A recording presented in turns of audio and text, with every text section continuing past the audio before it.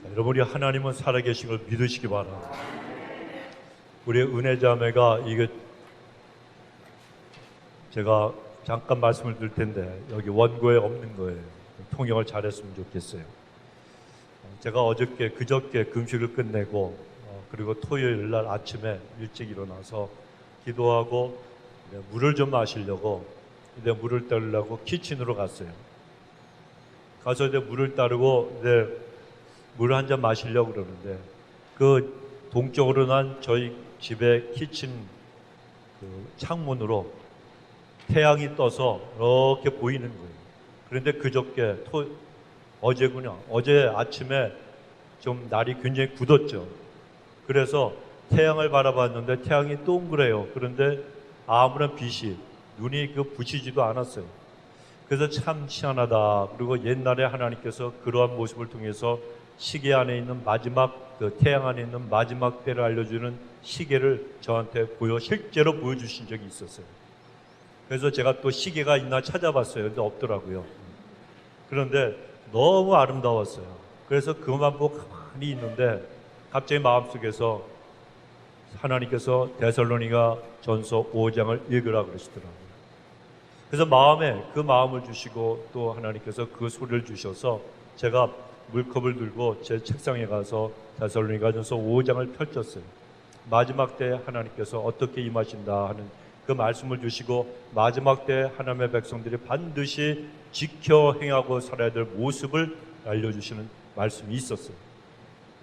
그러면서 제가 이제 몇 시간 있다가 아침 9시 저희 교회 방역을 하기 위해서 우리 조현전 노사님 그 직장에 회사에 직원이 와서 이제 방역을 하는데 다른 때는 좀 늦게 오는데 어제는 아침 일찍 시간이 아마 여의치가 않아서 좀 일찍 왔어요. 저는 좀 더 일찍 와서 교회 주변에 쓰레기를 갖다가 줍고 그리고 다시 와서 기도하고 있는데 그 사람이 들어왔어요. 그 사람이 모든 장치를 다 해놓고 하려고 그러는데 마음속에서 전화라 그러시는 거예요. 그래서 제가 그 사람 붙들고 좀 얘기 좀 하자 그랬어요.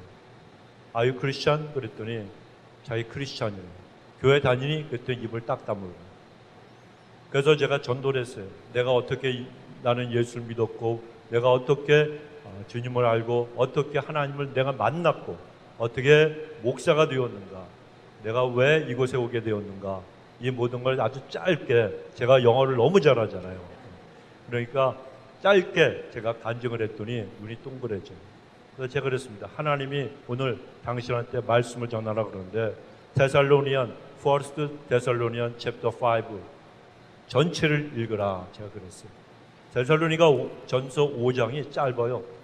그래서 적어달래요. 적어줬더니 자기 이야기를 다 하는 거예요.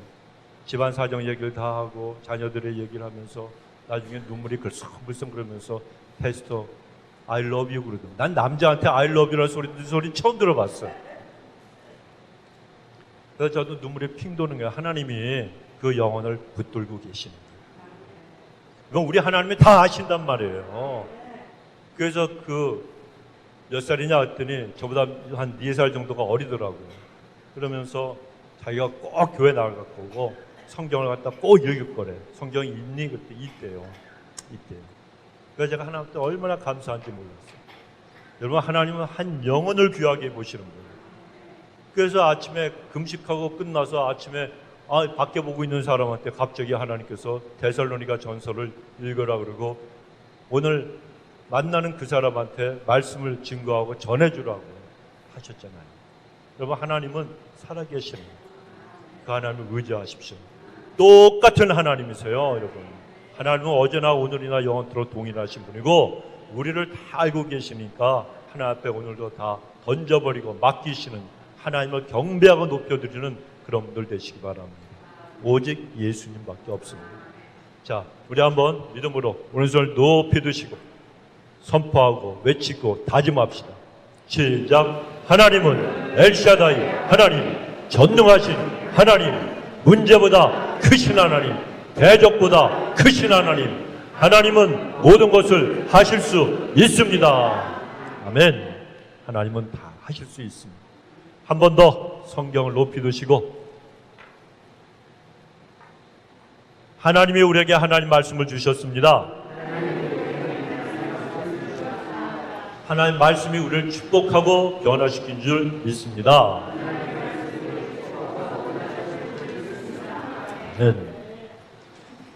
여러분, 그 회교권의 중동 국가들이나 아니면은 동남아시아에 있는 그 불교 국가들에 가서 사역하시는 많은 선교사님들이 계세요. 그런데 이 선교사님들의 그 이야기를 갖다 들어보면 참 여러 가지 고충도 많고 힘든 일도 많은데 그 중에 하나, 그분들을 좀 힘들게 하는 일 중에 하나가 이 비자 문제. 그런데 이 예수님을 갖다 믿는 것을 갖다 박해하고 핍박하는 이방 종교를, 우상을 섬기는 그런 나라에 들어가서 선교하시는 그 선교사님들이 얼마나 힘들겠습니까? 그런데 처음에 그곳에 들어가서 이제 비자를 갖다가 이제 받으려고 할 때 잘 안 내주는 그런 국가들도 엄청나게 많다는 겁니다. 그런데 그런 국가들에게 이제 들어가 입국할 때는 학생 신분으로 들어가 체류하거나 아니면 사업자 등록을 하면서 들어가서 이제 사역을 해야 된다고 합니다. 그런 경우에 대부분에요, 그런 나라들을 당국자들은 다 안 돼요.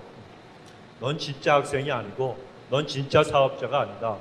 그렇지만 그냥 눈을 한번 감아주고 그냥 비자를 갖다 내어주기 때문에 들어가서 사역을 할 수가 있다는 것입니다. 그런데 이렇게 간신히 사역을 근근히 하고 있는데 갑자기 그 당국에서 떠나라고 이렇게 명령을 내리면 아무런 대책을 세울 수 없다는 것입니다. 또 비자를 갖다 연장할 때도 굉장한 스트레스를 받을 수밖에 없다는 겁니다. 또 사역을 열심히 하고 있는데 갑자기 이민국에서 당국자들 아니면 공무원들이 나와서 비자를 갖다 연장시켜 줄 수가 없다, 이런 말을 들게 되면 그 통보를 갖다 받게 되면 얼마나 당황하겠습니까? 그래서 비자를 연장할 때마다 아주 피눈물 나는, 아주 피땀을 흘리는 줄다리기를 갖다가 할 수밖에 없다는 겁니다. 그런가 하면 어떤 나라들은 아예 장기 체류 비자 같은 것은 절대로 안 내주는 그런 나라들도 있답니다. 그런 나라들은 3개월짜리 방문 비자로 들어가서 체류하면서 사역을 하는데 그렇게 되면 3개월마다 또 국경을 갖다가 넘어갔다가 다시 들어와야 되는 그런 불편함을 겪게 됩니다.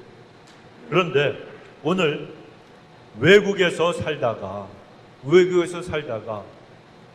애굽으로 들어갔으면 뭐가 필요해요? 애굽 비자가 필요해요. 목사님이 갑자기 무슨 얘기 하시나 이런 생각하시는 분들이 계실지 모르겠어요. 오늘 본문에 나오는 야곱의 가족들이 그러했다는 거예요. 여러분, 외국에서 다른 나라 살다가 외국에 가서 들어가 살려고 그러면 그 나라 사람들이 어떤 허락이나 옛날엔 비자가 없었겠지만 그러한 모종의 어떤 그러한 체류 허가 같은 걸 받아야 되지 않겠습니까? 무작정 모양도 다르고 언어도 다른 그러한 상황에서 내가 이 나라에서 살고 싶다 그래서 아무리 옛날이지만 그게 되는 게 아니라는 거예요.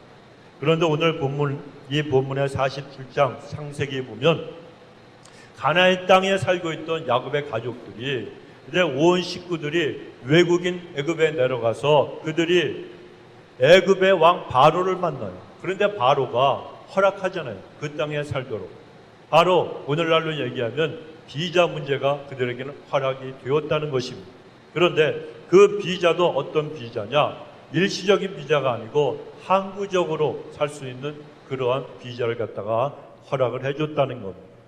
창세기 47장은 야곱의 가족이 7년 동안 가나안 땅에 기근이 들었어요. 양식을 구하려도 구할 수가 없었어요. 그래서 야곱의 온 가족들이 굶어 죽을 수밖에 없는 그런 상황에 빠졌을 때에 하나님께서 요셉을 먼저 보내시고 그리고 기근을 통해서 정말 모든 이들이 굶주릴 수밖에 없는 그런 어려운 상황에서 그 가족들 갖다가 구원하신 그 다음 이후의 이야기를 갖다가 기록하고 있는 것이 이 창세기 47장입니다. 야곱의 가족이 기근으로부터 구원받은 이 사건은 성도의 구원 사건을 비유적으로 보여주시는 그런 사건입니다. 그들이 구원받은 것은 야곱의 가족들 자신들의 노력이나 아니면 능력으로 얻은 것이 절대로 아닙니다.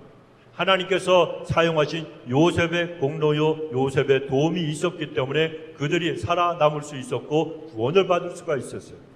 오늘날 우리들도 마찬가지예요. 우리의 구원도 똑같습니다. 우리도 우리 자신이 어떤 선한 게 있어서 아닙니다. 우리의 행위가 괜찮아서 절대로 아닙니다.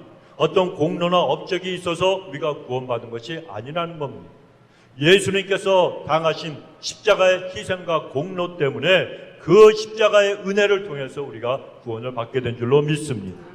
그런데 구원받은 그 다음에는 우리가 어떤 모습으로 살아가야 되는가? 구원받기 전의 모습과 구원받은 후의 모습이 똑같으면 그게 어떻게 되겠습니까? 구원받기 전의 모습과 구원받은 후의 나의 모습은 완전히 달라야 되는 거예요. 살아가는 삶의 모습이 달라야 되고, 생각하는 게 달라야 되고, 말하는 게 달라야 되는 거예요. 그래서 우리는 완전히 변화된 믿음의 사람으로 우리가 살아가야 됩니다. 여러분, 하나님께서는 구원받은 이 야곱 가족들의 그 모습을 통해서 우리에게 구원받은 다음에는 과연 어떠한 모습으로 하나님을 섬기고 남은 인생을 살아가야 되느냐, 여기에 대해서 오늘 가르쳐주고 계십니다. 오늘 하나님은 말씀하십니다. 첫 번째로, 구원받은 후에는 너희는 세상과 구별된 삶을 살아가라. 세상과 구별되게 살아가라. 우리에게 말씀하고 계십니다. 여러분, 여러 가지 세상의 이론이 있지만 3의 법칙, 3의 법칙이라는 것이 있습니다.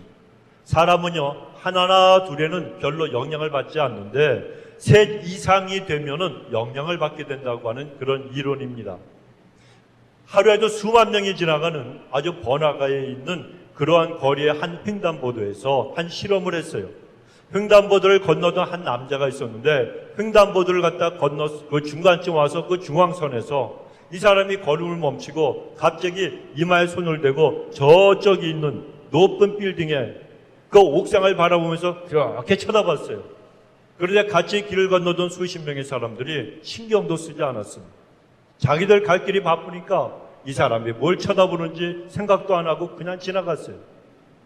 그 다음에는 두 명의 남자가 같이 길을 건너다가 똑같은 실험을 했어요. 그렇지만 그때도 마찬가지로 아무런 사람도 반응을 보이지 않았다는 거예요. 그런데 세 사람이 했을 때는 이야기가 달라지더라는 거예요.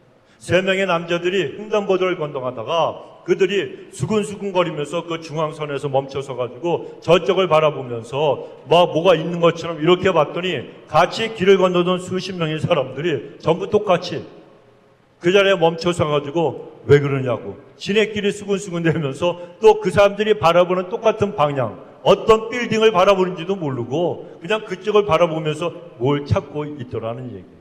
이게 무슨 말인가 하면 사람은 많은 주변의 사람들의 그 모든 행동과 모습에 영향을 받기가 쉽다고 하는 그런 뜻입니다. 그래서 여러분, 보통 사람이라면 우리 주변의 그런 상황들 앞에서 약해지기가 쉬운 거예요. 남들이 전부 오른쪽으로 가요. 그런데 나 혼자서 왼쪽을 선택하는 거 쉽겠습니까? 쉽지가 않습니다. 하지만 우리 그리스도인들은 주변 상황을 잘 보고 그리고 그 상황이 정말 많은 사람들이 그쪽으로 몰려간다 그래도 우리는 그 모든 환경과 상황을 초월할 줄 알아야 되는 거예요. 모두가 가는 길이라도 하나님의 뜻이 아니라면 우리는 멈출 줄 알아야 됩니다. 그러나 모두가 원치 않는 길, 모두가 그 길로 가기를 원하지 않아도 하나님의 원하시는 길이라면 우리는 무조건 가야 되는 거예요. 무조건 가야 돼요. 그것이 세상과 구별된 모습으로 살아가는 사람의 모습인 것입니다. 저도 그렇고 여러분도 그렇고 우리 모두는 세상과 완전히 구별된 그리스도인들입니다. 오늘 본문의 1절로부터 6절에 보면 요셉이 자기 형 5명을 갖다가 선택해서 애굽왕 바로 앞에 인사를 시키면서 형님들, 애굽왕 바로에게 갔을 때 그 앞에 섰을 때 이러한 말로 그가 물으면 대답을 하시오라고 가르쳐줍니다. 바로가 형들에게 너희들의 생업, 너희들의 직업이 무엇이냐 물으면 종들은 목자라고 대답을 하라고 가르쳐 주었습니다. 왜냐하면 야곱의 가족을 애굽 사람들과 구별시키기 위해서 그러한 답을 알려준 겁니다. 애굽 사람들은 목축업, 양을 치고 소를 치고 하는 이 목축업을 갖다가 굉장히 가증스럽게 생각을 했어요. 좋지 않게 생각하고 천대시했어요.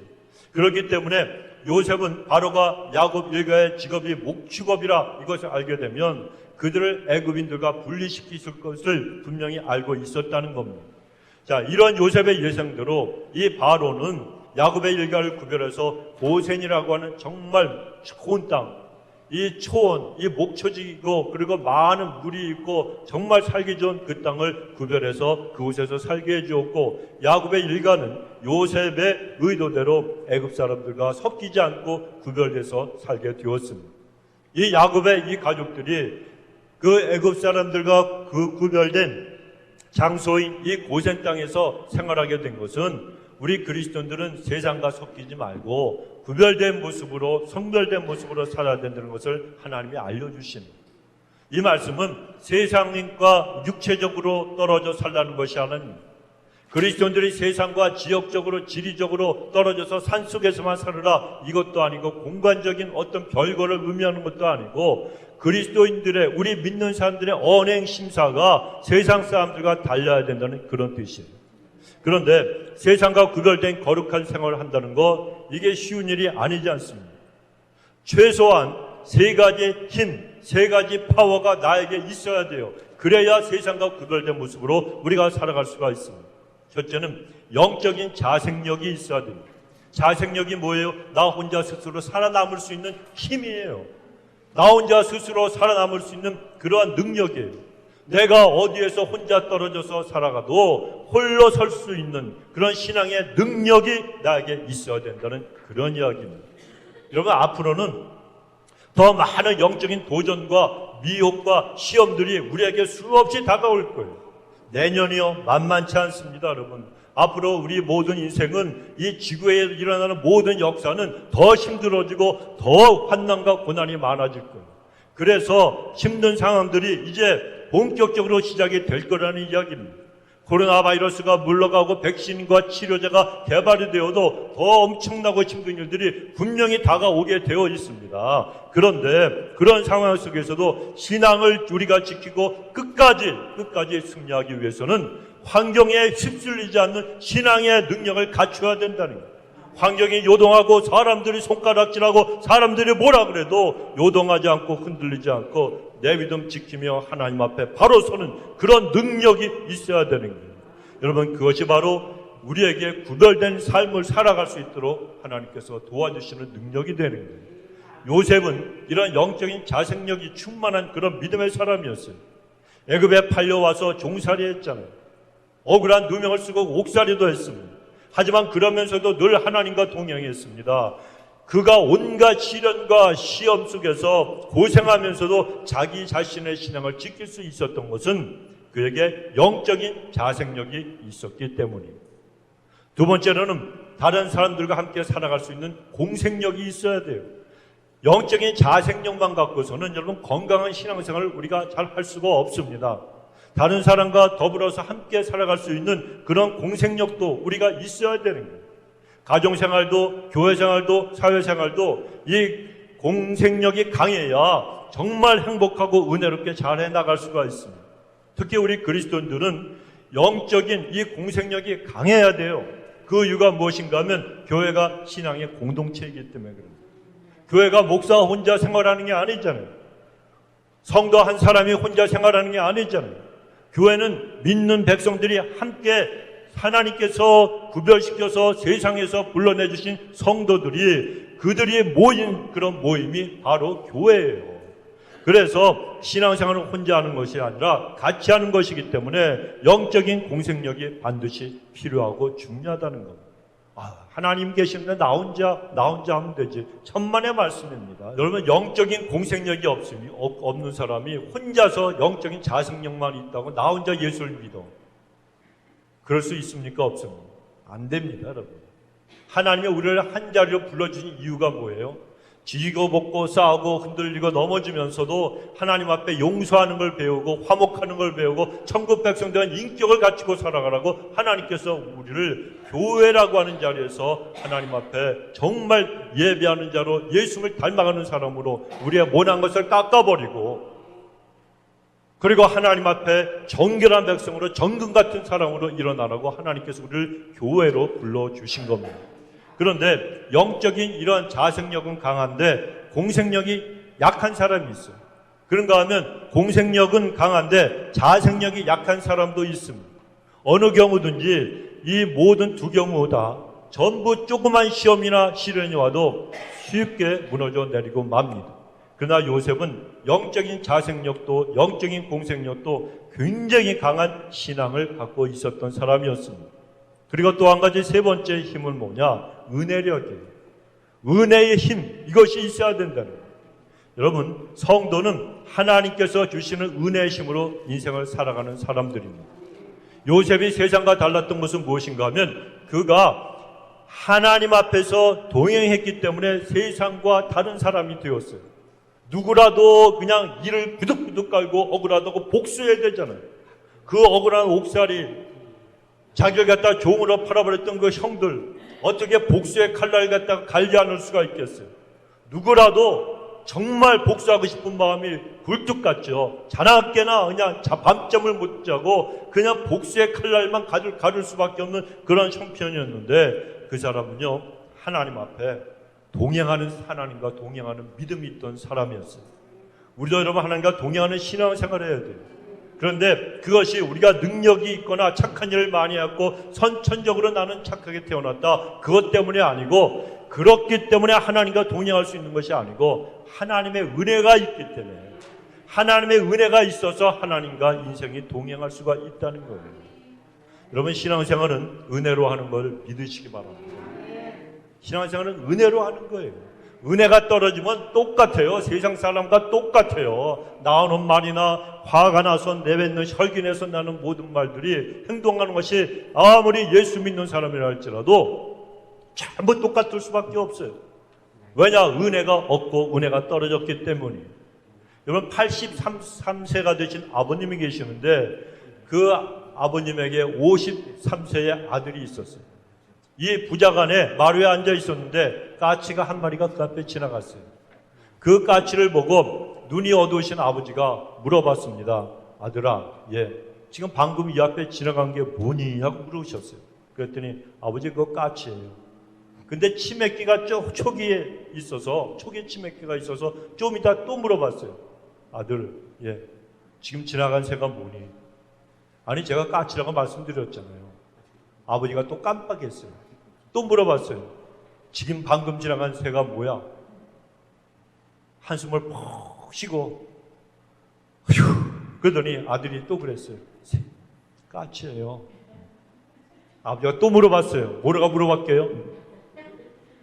방금 지나간 새가 뭐니? 그랬더니 아들이 버럭 신경질을 내면서, 아니 까치라고 말씀드렸잖아요. 아주 신경질 내면서 버럭 화를 내면서 아버지에게 답을 했습니다. 그리고 그 다음날 어떤 그 서고, 이 책을 갖다 정리하다 보니까 약 50년 전에 아버님이 쓰신 일기장이 있어요. 그걸 보게 되었어요. 이런 내용이 있었습니다.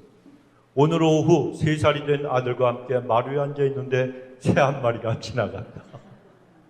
새 한 마리가 지나갔다. 아들은 나에게 저게 뭐냐고 물었다. 나는 까치라고 말해주었다. 그런데 내 사랑스러운 아들은 연거푸 23번을 계속해서 같은 질문을 하였다. 자기 아버지는 몇 번 물어봤어요? 3번, 4번밖에 안 물어봤는데 자기는 보니까 3살 때 23번을 물어봤어요. 그런데 계속해서 23번을 같은 질문을 하였다. 나는 나의 아들이 너무 이쁘고 사랑스러워서 23번을 다 웃으면서 대답해주고 난 뒤에 나의 아들로 네가 태어나주어서 정말 감사하고 사랑한다고 말하면서 아들을 안아주었다. 여러분, 자녀를 향한 부모의 사랑은 이처럼 아름답고 위대한 거예요. 자식에게 다 내주고 주고 사랑을 베풀어줘도 더 못해줘서 미안한 게 부모의 마음이잖아요. 이놈아, 내가 너한테 해준 건 전부 다 내놓으라. 내가 언젠가는 본전을 찾으리라. 이런 부모 있어요, 없어요? 없죠. 속에 있는 거 다 내줘도 아깝지 않고 못 주어서 미안한 게 부모의 마음이라는 거예요. 근데 여러분, 생각해 보십시오. 우리의 인생에게 그런 마음을 주신 분이 하나님이시잖아요. 이 땅에서 정말 자녀들을 향한 부모의 사랑은 가장 아름답고 위대하고 이보다 더 큰 사랑이 여러분 있을 수가 있겠습니까? 그런데 인간 사회에서는 없지만 그 사랑이 있습니다. 누구의 사랑이에요? 하나님의 사랑이라는 거예요. 이사야서 49장 15절에 보면 여인이 어찌 그 젖먹는 자식을 잊겠으며 자기 태어서 난 아들을 국리를 여기지 않겠느냐. 그들은 혹시 잊을지라도 나는 너를 잊지 아니할 것이라 하나님 말씀하십니다. 우리 어머니는 젖 먹는 자식을 잊을 수가 없잖아요. 어머니가 아무리 좋은 곳에 있어도, 아무리 맛있는 그런 음식이 있어도 어머니의 마음은 젖 먹는 아기, 그 자식에게 가 있다는 거예요. 그런데 하나님께서는 그 사랑, 이런 사랑으로 지금도 우리에게 은혜와 사랑을 베풀고 계시는 걸 여러분 꼭 기억을 하시기 바랍니다. 우리의 신앙생활이 바로 이런 하나님의 은혜로 하는 거예요. 내가 잘나서 목사가 된 게 아니에요. 내가 잘나서 하나님 앞에 나오는 사람이 아니에요. 내가 잘나서 내 신앙 가지고 내가 하나님과 동행하는 게 아닙니다. 하나님의 은혜를 주셨기 때문에 이 모든 것이 될 수가 있는 거예요. 그래서 언제나 나는 죽고 예수님만 살아 역사해야 돼요. 그러면 그 사람이 성령 충만한 사람이 되는 거예요. 그런데 예수님이 죽이고 나는 살아나잖아요. 그러니까 성령 충만함을 못 받는 거예요. 다른 게 아니에요. 성령 충만의 비결은 나는 죽는 거예요. 매일 죽고 하나님 앞에 완전히 솔렌더한, 항복하는 거예요. 내 감정, 내 의지, 내 잘난 자, 내 뜻, 모든 걸 다 항복하고 하나님 다 내려놓습니다. 나는 오늘만 삽니다. 하나님 앞에 오늘 하루 내가 순종하고 살아갑니다. 오늘 항복합니다. 그러면 내 안에 성령으로 역사하시는 하나님께서, 내 주님 예수님께서 펄펄 살아 역사하시면 얼마나 아름답고 좋은 일들이 일어납니까? 얼마나 좋은 일. 제가 아까도 말씀드렸잖아요. 제가 다 죽고 하나님을 찬양하고 기도하면서 아침에 일어났더니 하나님이 한 영혼 구원하시려고 그런 놀라운 일을 역사하셨어요. 어저께 그래서 날이 굳은 게 여러분 그 사람 때문에 그런 거예요. 그 사람 때문에 그런 거예요. 그 사람의 영혼을 구원하시려고 이 알파서 하늘에 좀 뿌옇게 하시고, 제가 하늘을 바라보는 걸, 저는 툭하면 하늘을 바라봐요. 하늘을 참 잘 바라봐요. 그래서 주님과 기도를 해요. 그런데 하늘을 이렇게 쳐다보니까 딱 해가 떠 있는데, 그것이 만약에 그냥 눈이 확 부셨으면 어떻게 여러분 제가 그 생각을 했겠습니까? 그 자리에 멈춰서서 태양을 보겠습니까?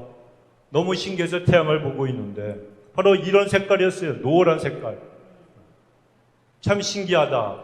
그러고 있는데 하나님이 말씀하신 거 아니에요. 데살로니가전서 5장을 읽으라. 그리고 그에게 전해주라. 누군지도 모르고 있는데 갑자기 그 사람은 이렇게 와서 준비를 하는데 제 마음이 뜨거워지는 거예요. 저 사람한테 말씀을 전하는구나. 여러분, 하나님은 우리를 보고 계시는 분이에요. 내가 죽으면 하나님 성령께서 역사하시고 성령께서 충만히 나를 다스려 주십니다. 그러면 인생이 풍요로워지는 거 믿으시기 바랍니다. 내가 그냥 악을 바락바락 쓰고 내가 허리띠를 졸라매고 내가 밤잠을 안 자고 일하고 그래서 긁어 먹어야 내 인생이 풍요로워지냐? 천만의 말씀이에요. 하나님이 풍성한 가운데 채워주셔야 돼요. 누구에게 주십니까? 나는 죽어 없어지는 사람. 예수님의 십자가에 나는 죽고 주님만 사는 사람. 우리는 이미 예수님과 연합하여 죽은 사람들이 되었잖아요. 그런데도 꿈틀꿈틀대고 일어나는 거예요. 왜? 기도하지 않으니까. 안에 말씀의 생명이 없으니까, 능력이 없으니까. 매일 죽여야 돼요. 매일 나를 죽여야 돼요. 성령 충만한 것이 주여 하면서 소리치면서 방방 뜬다고 성령 충만한 게 아니에요. 그러다가 방방 뜨다가 기도원에서 내려가면서 대판 싸우잖아요. 버스 자리 놓고. 그게 성령 충만합니까? 아니에요. 성령 충만한 사람은 남에 대한 용서와 화해와 배려가 있는 사람이에요. 성령 충만한 사람은 성령님이 자기를 다스리는 사람이에요. 여러분 다 그런 분들 되시기 바랍니다. 내가 죽어야 돼요. 내가 살아있으니까 다 이런 묻으십시오. 여러분 주님의 십자가에 다 묻으십시오. 하나님 앞에 맡기십시오. 원수 갚는 것까지도 다 맡기십시오. 여러분 너희는 조그만 모든 악을 버리라 그러니 악도 다 버리십시오. 하나님 앞에 깨어지고 부서진 자가 되면 하나님이 우리를 세워주시고 은혜를 베풀어 주시는 거예요. 바로 신앙생활을 그렇게 하는 거예요. 은혜로 하는 거예요. 여러분 아무리 영적인 자생력이 강하고 아무리 영적인 공생력이 강해도 뛰어나도 하나님의 은혜가 없으면 그 사람은 아무것도 아니에요. 오늘날 정말 이 마지막 시대는 심각한 영적인 병을 앓고 있는 그런 시대예요. 사람들은 죄에 대해서 무감각하게 살아가고 있습니다. 감각이 없어요. 죄에 대해서 하나님이 찔러도 성령님께서 찔러도 회개가 터져 나오잖아요. 양심이 화인 맞았기 때문입니다. 여러분 죄가 끈적끈적하잖아요. 끈적끈적한 죄가 묻어서 회개하지 않으면 그건 쌓여요, 굳어져요. 이거는 뭐 아무리 좋은 백힘 중에 치고 좋은 게 뭡니까? 럭키 겁니까? 다이슨? 이런 거 갖고 아무리 백힘을 해도 안 되는 거예요. 크루락스 아무리 풀어가지고 해도 안 되는 거예요. 죄가 끈적끈적해지면 그 즉시 끌어버려야 되는 거예요. 그래야지 씻김을 받고 예수의 볼로 씻음 받지. 회개하지 않으니까 죄가 굳어가지고 점점 굳어져가지고 나중에는 여기까지 차 올라와 호흡이 안 돼 죽고 마는 거예요. 어디 갑니까? 지옥 갑니다. 죄를 회개하지 않으면 지옥 가요. 여러분 다 전부 지옥불에 떨어져요. 그냥 교회 다닌다고 천국 자동으로 가는 게 아니라는 겁니다. 여러분 회개하고 주 예수를 믿으라 그랬지. 앞에 회개가 있어야 되는 거예요. 진정한 회개가 있어야 되는 거예요. 입술의 회개 아니라 가슴에 품고 있는 모든 죄를 회개해야 천국에 갈 수 있습니다. 여러분 이 모든 죄를 회개할 때 천국에 갈 수 있는 거지. 그냥 입술로만 여러분 정말 믿음으로 구원받은 사람은 회개하게 되어 있어요. 회개하게 되어 있어요. 그래서 하나님 앞에서 우리는 이름뿐인 성도가 되지 않기 위해서 하나님께서 이 영적인 죄악이 가득한 이 수많은 이러한 인생들이 살아가고 있는 이 시대에 하나님께서 너희에게 은혜를 받으라는 거예요. 그러니까 얼마나 죄에 대해서 무감각하고 양심이 화인 맞았으면 남을 용서할지도 모르고 화해할지도 모르고 자기 자신이 항복할지도 몰라요. 하나님 앞에 항복할지도 모르고 하나님이 때리고 징계하셔서 돌아오라 부르셔도 대답도 없고 응답도 안 해요. 회개할지도 모르고 살아갑니다. 그런데 자꾸만 그런 모습은 죄만 하나님 앞에 쌓고 심판을 쌓는 거예요. 나중에는 하나님과의 사이를 가로막아서 축복도 사라지고 응답도 없고 그저 허울뿐인 성도가 되고 마는 거예요. 그런 삶은 교인이에요. 교인이에요. 그래서 주님은 내 눈에 들보를 먼저 보라고 우리에게 말씀하셨잖아요. 하지만 죄에 대해서 무감각해진 그 영적인 병에 걸린 사람들은 자기 눈에 들보를 보지 못하면서 남의 눈에 티만 자꾸만 보려고 그러는 거예요. 하지만 사실은 자기 눈에 들보를 못 보는 게 아니고 일부러 안 보는 거예요. 안 보는 거예요. 제가 금식할 때 하나님이 그걸 가르쳐 주셨어요. 못 보는 게 아니다. 일부러 마음이 강팍해져서 안 보는 것이다. 그리고 그것이 무서운 죄니라 말씀하셨어요. 여러분 우리는 우리 눈에 들보를 먼저 봐야 될 줄로 믿습니다. 내 자신을 보면 누구를 손가락질할 것도 없고 환경을 탓할 것도 없습니다. 그저 하나님 앞에 나는 죄인이오니 하나님 나를 불쌍히 여겨 주옵소서. 하나님이여 나를 살려 주옵소서. 제가 금식하며 큰 은혜 받은 게 뭔가 하면 아무리 3일 동안 금식하는데 배는 고프지 머리는 완전 너무너무 아프고 포기할까 말까. 만약에 그때 하나님이 음식 생각이 나게 하셨으면 먹고 싶은 거 팥죽이나 아니면 돈가스나 짜장면이나 식혜나 이런 생각하게 하셨으면 아마 제가 넘어갔을지도 모르겠어요. 근데 그렇게 배도 고프고 막 그냥 얼굴은 그냥 완전히 시큼해져가지고 그냥 희한한 얼굴, 제가 이게 내 얼굴이 맞나 싶을 정도로 첫째, 둘째, 셋째 날 되었을 때는 굉장히 얼굴이 촉해지고 제가 너무 힘이 들었어요. 그래서 제가 영적인 싸움이구나. 이게 맞고 있는 게 있구나.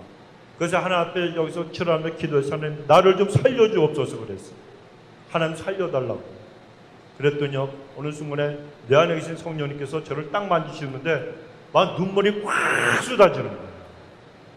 그러면서 저는 죄인입니다 하는 이 고백이 나오면서 주님이 그러시더라고요. 네가 나를 사랑합니다. 제가 대답을 못했어요. 베드로는 주님, 내가 주님을 사랑합니다 대답했잖아요.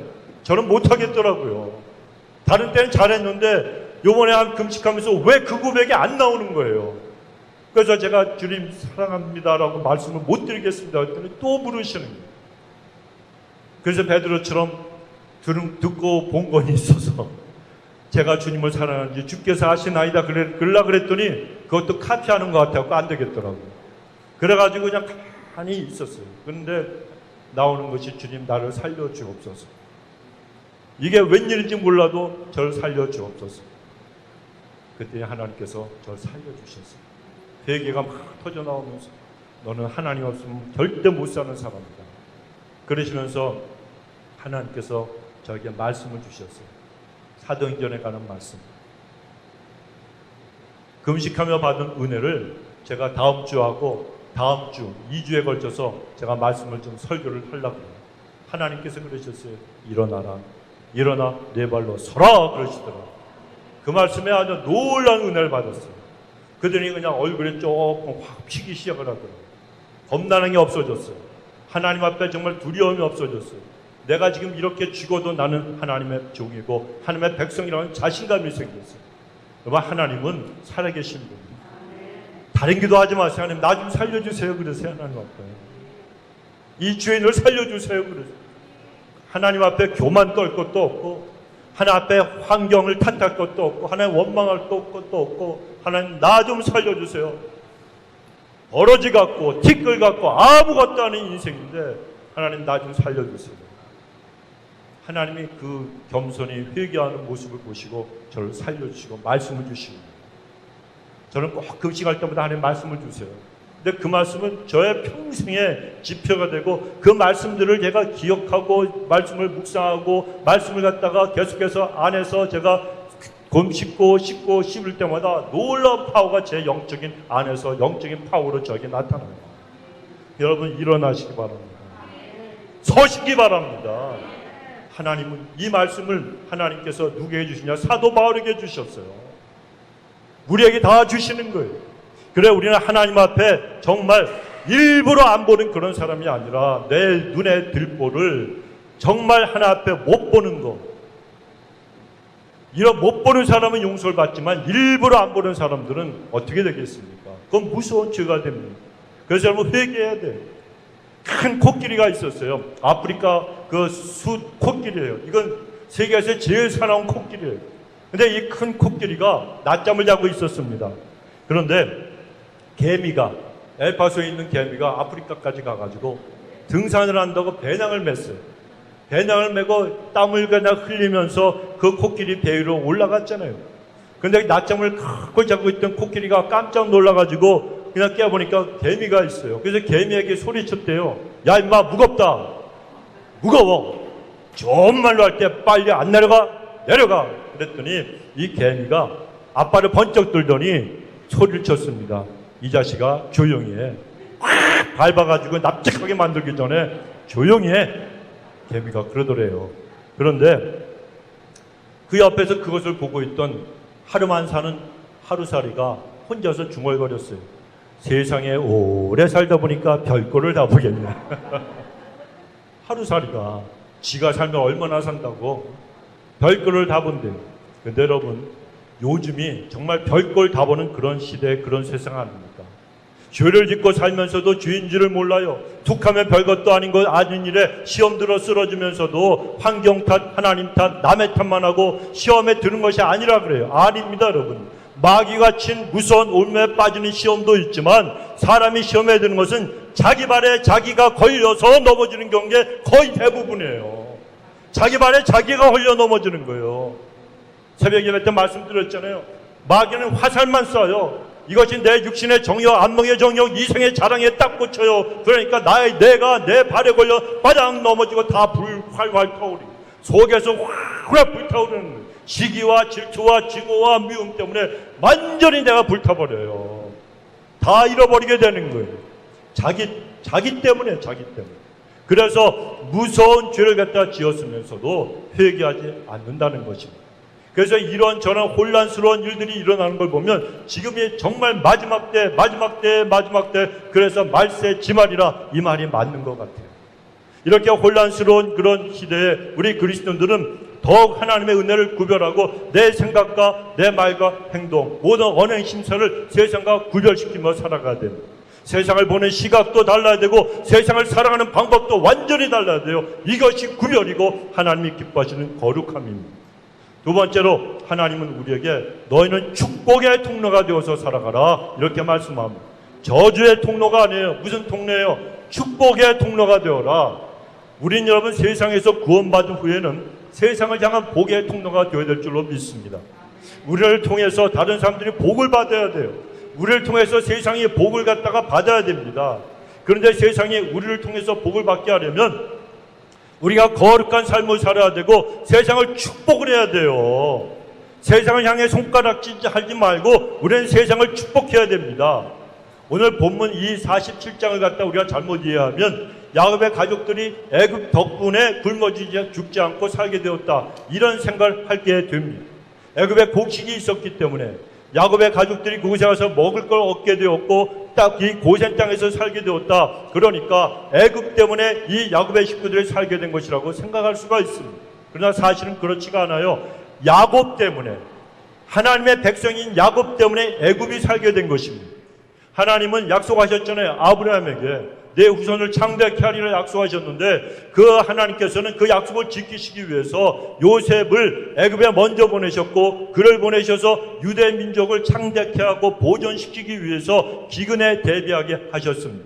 그런데 오늘 본문의 7절로 10절에 보면 애굽에 내려간 야곱이 애굽의 바로 왕 앞에 서서 바로를 갖다 어떻게 얘기합니까? 바로를 축복해 주는 거예요. 그리고 잠시 대화를 나눈 다음에 이제 다시 그 궁에서 나가기 직전에 또 다시 바로를 축복합니다. 이건 놀라운 역사고 놀라운 장면이에요. 이 야곱은 애굽 사람들이 가증하게 여기는 목축업자라 그랬잖아요. 나이가 130세에 힘없는 노인에 지나지 않았습니다. 애굽 왕이 야곱을 볼 때 야곱은 초라한 노인에 불과했어요. 애굽의 이 바로는 왕입니다. 이 야곱에 비하면 온갖 영화와 그리고 위엄을 다 갖추고 높은 보좌 위에 지금 앉아있는 그런 자였습니다. 그 누구도 도전할 수 없는, 도전하지 못하는 막강한 권력자였습니다. 그런데 야곱은 애굽의 왕인 이 바로를 보고 어떻게 했습니까? 그 앞에서 덜덜덜 떨면서 고개도 못 든 것이 아니고 그 높은 자리에 있는 왕에게 주님의 이름으로, 하나님의 이름으로, 여호와의 이름으로 그를 축복을 했다는 거예요. 그리고 헤어질 때도 또 축복을 해 주었습니다. 육적으로 보면, 사람의 생각, 세상적으로 보면 바로가 훨씬 높은 것 같지만 영적으로 보면 야곱이 훨씬 높은 자리에 있었던 사람이었다는 겁니다. 히브리서 7장 7절에 보면 논란의 여지 없이 낮은 자가 높은 자에게서 축복을 받느니라 말씀합니다. 야곱은 바로가 보기에는 하자는 그러한 나이 많은 130세의 그런 연로한 노인인지도 그런 사람인지도 몰라도 야곱이 높은 사람이요 큰 사람이었기 때문에 바로를 축복할 수 있었고 바로는 야곱에게 축복을 받은 것입니다. 여러분, 주님은 우리가 남을 축복하는 자가 되기를 원하고 계신 걸 믿으시기 바랍니다. 우리가 큰 사람이 되기를 원하신다는 거예요. 큰 사람은 어떤 사람이에요? 축복하는 사람이에요. 우리는 여러분 주님의 바람과 그 소원대로 남을 축복하는 큰 사람이 되어야 됩니다. 하나님께서는 우리가 축복하면 세상에 복을 허락하여 주시는 거예요. 그러니까 우리가 큰 사람 아닙니까? 큰 사람이에요. 잠언서 11장 11절에 보면 성읍은 정직한 자의 축복으로 인하여 진흥하고 부흥하고 번창한다는 얘기예요. 그리고 악한 자의 입으로 말미암아 무너진다 말씀합니다. 성읍은 의로운 사람들의 축복으로 진흥하고 악인의 입으로 망한다 그러시는데 가정과 사업도 마찬가지입니다. 그러면 우리들은 악인의 입은 다 막아달라고 기도하고 그리고 열심으로 축복하는 그런 그리스도인이 되어야 되는 겁니다. 요즘 미국이나 한국을 보십시오. 그 악한 자들의 입술이 다 열렸어요. 온갖 거짓과 남을 비방하는 말들이 난무합니다. 인터넷에도 보면 남을 해치고 비난하는 그런 글들이 헤아릴 수 없이 많이 실립니다. 정부에서 하는 대책에는 그 정책에는 무조건 반대부터 하고 비난부터 합니다. 악한 영들이 한국이나 아니면 미국이나 온 사회를 지금 전부 뒤덮고 있는 것이 눈에 훤히 보여요, 여러분. 사람들이 너무 악해졌고 염치조차도 없어요. 양심도 없어요. 하나님께서는 성읍은 정직한 자의 축복으로 진흥하고 악한 자의 입으로 망한다고 하시는데 여기서 성읍은 도시를 말하고 국가를 말하고 공동체를 말하는 거예요. 직장을 말하는 거예요. 성읍은 정직한 자의 축복으로 흥한다고 하시니까 국민은 국가를 축복해야 되는 겁니다. 우리는 축복의 통로이기 때문에 미국과 한국을 계속해서 축복해야 돼요. 부모는 자녀를 축복해야 되고 부부는 서로 간에 축복을 해줘야 됩니다. 교회는 세상을 축복해야 되는 거예요. 세상이 교회 때문에 복을 받는 겁니다. 그런데 세상이 이걸 모르니까 교회를 핍박하는 거예요. 성도가 그리스도인이 세상에 붙어서 세상으로부터 얻어먹고 사는 게 아니에요. 하나님의 백성이 성도가 세상에 있기 때문에 하나님께서 이 세상에 복을 주시는 것입니다. 우리 그리스도인들은 그 사실을 알고 내가 하나님을 섬기는 신앙이라고 하는 이 자부심을 가지고 우리가 살아가야 되는 거예요. 요셉을 생각해 보십시오. 그는 세상적으로는 경력이나 이력이 자랑할 것이 아무것도 없는 그런 사람이었어요. 종살이하고 옥살이 했는데 그게 전부예요. 그런데 그런 것이 무슨 자랑이 되겠습니까? 한국의 어떤 사람들은 감옥에 들어가서 공부하고 검정고시 공부하고 나중에는 변호사까지 된 사람도 있더라고요. 그런데 이 요셉은 감옥살이하고 종살이하면서 뭐 내놓으라는 것이 아무것도 없었어요. 그렇지만 그 사람은 어디를 가든지 복덩어리였다는 거예요. 왜냐하면 그가 축복의 통로였기 때문에. 요셉이 보디발의 집에서 노예로 일할 때는 요셉 때문에 그 보디발의 집이 축복을 받았잖아요. 복을 받았잖아요. 또 감옥 속에 갇혀 그 옥살이 할 때 감옥에 있는 사람들이 요셉 때문에 복을 받았습니다. 요셉이 애굽의 총리가 되었을 때는 하나님이 주신 지혜로 국가 경영을 너무나도 잘했습니다.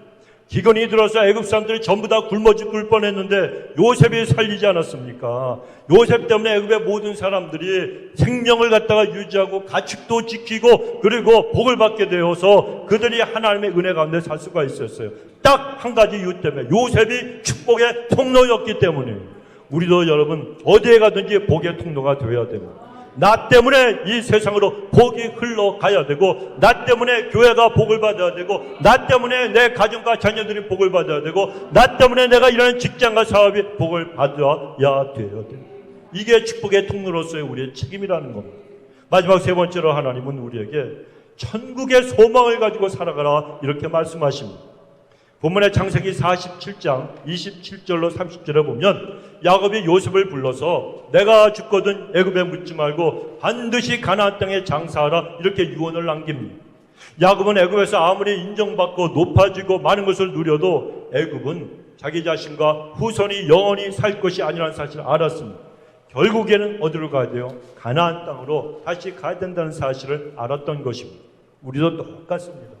우리도 이 세상을 살아가면서 아무리 좋은 일이 많아도 이 세상에서 누구라도 영원히 살 수 있는 사람은 아무도 없습니다. 그래서 천국을 소망하고 천국 소망으로 모든 것을 보고 천국 소망으로 모든 걸 해석할 줄 알아야 되는 거예요. 인간에게 있어서 가장 큰 슬픔이요 비극이라고 할 수 있는 죽음도 우리는 천국의 소망을 바라보는 눈을 가지고 그 일을 갖다가 해석할 줄 알아야 됩니다. 여러분, 죽음이라고 하는 것은 예수를 믿지 않는 그런 불신자들에게는 가장 큰 불행이고 슬픔입니다. 큰 비극이에요. 왜냐하면 죽음 후에는 영원한 지옥이 그들에게 기다리고 있기 때문입니다. 하지만 믿는 우리에게 죽음이라고 하는 것은 큰 기쁨이요 희망입니다. 왜요? 우리에게는 천국이 있기 때문에. 천국이 있기 때문에. 우리가 죽음을 슬퍼하는 것은 사랑하는 사람과의 잠시 동안의 헤어짐, 이별 때문에. 그러나 성도는 죽음 후에 천국에 다 들어갑니다. 그렇기 때문에 우리는 죽음도 기쁨으로 해석하고 받아들여야 되는 거예요. 한국에 가면 아세아 연합신학대학교 대학원이 있어요. 그런데 그 학교에 총장을 지내신 한철아 목사님이라고 하는 분이 계십니다. 그분이 간증을 했는데 그분이 아들이 하나가 있어요. 외아들이에요. 서울대학교를 졸업을 했습니다. 목사님이 되기 위해서 신학대학원에 들어가서 공부하고 있을 때 그가 다니던 교회 청년회에서 수련회로 제주도에 갔다가 그만 물에 빠져서 세상을 떠나고 말았습니다. 하나밖에 없는 아들이에요. 그 아들이 목사님이 되려고 공부하고 있었는데 그렇게 되니까 이 목사님이, 아버지 목사님이 하나님을 의지하고 살던 그런 분이었지만 휘청거렸어요. 누구라도 안 그러겠습니까? 자식이 죽었는데. 이 목사님이, 한 목사님이 하나님을 갖다가 어떻게 이해할 수가 없었습니다. 하나님이 계시면 어찌 하나뿐인 내 아들이 물에 빠져 죽는 걸 그냥 보고만 계셨습니다. 어떻게 이런 일을 허락하실 수가 있겠는가? 더군다나 내 아들은 목사가 되기 위해서 준비하고 있는 아들이었는데 이런 생각이 들었어요. 그런데 큰 슬픔에 잠겨서 장례를 준비하기 위해서 제주도로 가는 비행기를 탔는데 비행기 안에서 갑자기 하나님이 주신 평강의 마음을 가득 채우더니 천국에서 주님 품에서 기뻐하며 웃고 뛰노며 행복해하는 그 아들의 모습이 환상 중에 보이기 시작했어요. 그 하나님 보여주신 그 비전을 보고 내 아들이 제주도 앞바다에 빠져서 비참하게 인생을 끝낸 것이 아니로구나. 지금 천국에서 주님과 함께 기쁘고 행복하게 살고 있구나. 이 확신이 그에게 생겨났습니다. 그래서 주님 그렇군요. 저의 아들이 바닷속에 있지 않고 천국에 있군요. 그래 내 아들은 천국에 있다. 그러니 내가 슬픔을 이기고 장례식을 잘 마치고 내 아들의 못까지 내가 더 열심을 가지고 주님을 섬기고 살아야 되겠다. 이렇게 결심을 했다고 합니다. 그래서 그분이 더욱더 열심을 품고 주님께 끝까지 충성하며 일을 하게 된 것입니다. 이처럼 우리 그리스도인들은요, 우리에게 일어나는 모든 일, 그 일이 슬픈 일이든 안 좋은 일이든 그 모든 것을 천국을 소망하는 믿음의 눈으로 해석을 해야 되는 거예요. 뿐만 아니라 보상이나 인정받는 것도 천국의 소망을 가지고 우리가 해석을 할 줄 알아야 돼요. 우리가 이 땅에서 선을 행하고 섬기고 헌신하지만 이 세상에서 보상을 받지 못할 때가 훨씬 더 많습니다. 마땅히 내가 칭찬받아야 될 일을 했는데도 불구하고 칭찬받지 못할 때가 더 많습니다. 그럴 때 우리는 천국에서 주님이 나에게 주실 상을 바라보고 감사를 드릴 수 있어야 되는 거예요. 예수님이 분명히 말씀하셨잖아요. 마태복음 6장에 보면 의를 행하거나 구제하거나 기도하거나 금식할 때 사람들에게 인정받으려고 하지 말라 이렇게 말씀하셨어요. 그리고 그 이유가 무엇인가 하면 하나님이 주시는 하늘의 상을 잃어버리기 때문이다 이렇게 말씀하셨습니다. 이 말씀을 갖다 뒤집어서 말씀을 드리면 우리가 의를 행하고 구제하고 기도하고 금식하는 일에는 하늘의 상이 있다는 거예요. 있다는 거예요. 그런 말씀이 되는 것입니다. 그러므로 하늘의 상이 있기 때문에 우리는 우리의 언행 모든 심사를 하늘과 연결시키며 우리가 살아가야 되는 거예요. 하나님이 기뻐하시는가? 하나님께서 슬퍼하시는가? 하나님 보시기에 과연 좋다고 하실까? 이렇게 판단하고 행하며 순종해야 되는 거예요. 여러분 이 세상 길은 어차피 나그네 길이에요. 우리는 영원한 본향인 천국을 사모하며 그것을 향해 하루하루 걸어가는 그런 사람들입니다. 그러므로 주님의 은혜로 구원받아 하나님의 백성이 되었으면 오늘 말씀처럼 세상과 구별된 모습으로 생활하시기 바랍니다. 축복의 통로로 살아가면서 세상을 축복하시고 여러분의 자녀들과 같은 교우들과 모든 환경을 축복하시기 바랍니다. 아무리 어려운 일이 있고 힘든 일이 있더라도 낭망하지 마시고 원망하지 마시고 천국에 소망을 두고 인내하며 승리하는 그런 삶을 살아가셔서 정말 하늘에서 하나님 앞에 큰 상을 받는 그런 분들이 다 되시기를 예수님의 이름으로 축원합니다. 우리 기도하겠습니다. 조시 우리 하나님 감사합니다. 저들에게 귀한 아버지 날 허락하시고 오늘도 하나님 어김없이 주일 성수하며 하나님 앞에 아버지 나와 예배하는 자로 서게 하시니 고맙습니다. 하나님의 은혜로 오늘도 하나님 앞에 서서 또한 아버지 하나님 앞에 말씀을 듣고 하나님을 사랑합니다 고백할 수 있도록 도와주셨으니 우리의 남은 인생 하나님 구원받은 이후의 삶이 완전히 변화되어 하나님이 원하시는 삶을 살아갈 수 있도록 인도하여 주옵소서. 감사드리옵고 예수님의 이름으로 기도드리옵나이다. 우리 찬양 올리시겠습니다. 주 부르실 때 그때 듣게 하소서.